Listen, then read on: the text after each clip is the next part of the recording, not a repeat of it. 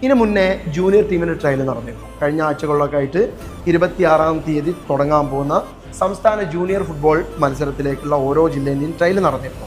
അതുപോലെ ഇനി നടക്കാനുള്ളത് 2012-13 വർഷങ്ങളിൽ ജനിച്ച സബ് ജൂനിയർ കാറ്റഗറിക്കുള്ള ട്രയലാണ് നടക്കാൻ പോകുന്നത്. സബ് ജൂനിയർ സംസ്ഥാന ടൂർണമെൻറ്റ് ഉടനെ തന്നെ ഉണ്ടാവും.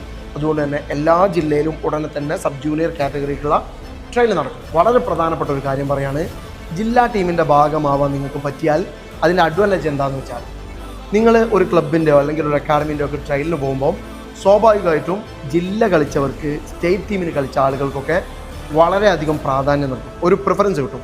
അതുകൊണ്ട് തന്നെ ആ അക്കാഡമീൻ്റെ ക്ലബിൻ്റെ ഒക്കെ ട്രയലിൻ്റെ ഭാഗമായിട്ട് നിങ്ങൾക്ക് ആ ടീമിൻ്റെ ഭാഗമാകാൻ എളുപ്പമാണ്. ഓക്കെ, അതുകൊണ്ട് തന്നെ ഈ ജില്ലാ ടീമിൻ്റെ ട്രയൽ എന്ന് പറയുന്നത് വളരെ സീരിയസ് ആയിട്ട് നിങ്ങൾ കാണേണ്ട ഏറ്റവും പ്രധാനപ്പെട്ട ഒരു കാര്യമാണ്. നിങ്ങൾ ചെയ്യേണ്ടത്, നിങ്ങളുടെ ജില്ലയിൽ, ഞാൻ അറിയുന്ന ജില്ലകളുടെ കാര്യങ്ങൾ ഞാൻ ഇപ്പോൾ നിങ്ങളോട് പറയും.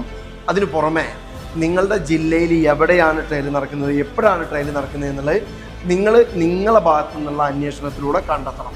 വയനാട് ജില്ലയിൽ ജൂൺ 21-ാം തീയതി 3 സെൻറ്ററുകളിലായിട്ട്, ഈ കാണുന്ന 3 സെൻറ്ററുകളിലായിട്ട് ട്രയൽ നടക്കാൻ പോവാണ്. അതോടൊപ്പം കണ്ണൂർ ജില്ലയിൽ 22-ാം തീയതി ഞായറാഴ്ച ഈ കാണുന്ന ഇത്രയും സെൻറ്ററുകളിൽ ട്രയൽ നടക്കാൻ പോവാണ്. അതിന് ചെറിയ രജിസ്ട്രേഷൻ ഫീ ഉണ്ടാവും. ചില ജില്ലകളിൽ 100 രൂപയായിരിക്കും, ചില ജില്ലകളിൽ 50 രൂപയായിരിക്കും.